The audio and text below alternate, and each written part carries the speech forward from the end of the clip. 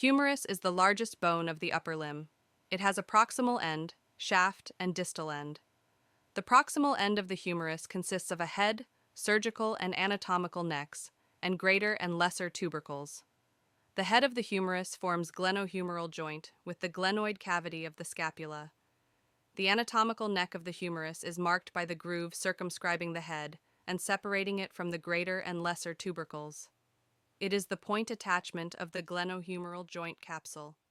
The surgical neck of the humerus is indicated by a narrow part distal to the head and tubercles, and it is a common site of humeral fracture. The greater and lesser tubercles is located at the junction of the head and neck with the shaft of the humerus. The greater tubercle projects from the lateral margin of the humerus, while the lesser tubercle projects from the anterior margin. These tubercles serve as the point of attachment for some scapulohumeral muscles. The intertubercular sulcus or bicipital groove is located between tubercles and allows tendon of the long head of the biceps muscle to pass. The shaft of the humerus is the junction between the proximal and distal ends. It has a deltoid tuberosity on its lateral border for attachment of the deltoid muscle and the oblique radial groove posteriorly, where the radial nerve and profunda brachii artery pass.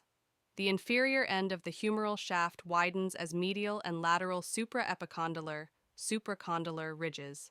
The medial part forms a prominent medial epicondyle, while the lateral ridge forms lateral epicondyle for some muscle attachment. The lateral and medial epicondyle are also referred to as extensor and flexor compartments, respectively. The distal part of the humerus has many prominent features for joint, muscle, and tendon attachments. These features include the trochlea, capitulum, olecranon, coronoid, and radial fossa. These constitute the condyle of the humerus. The lateral capitulum articulates with the head of the radius, while the medial trochlea articulates with the proximal end, or trochlear notch of the ulna. There is a shallow fossa superior to the capitulum anteriorly. This accommodates the edge of the head of the radius when the forearm is fully flexed.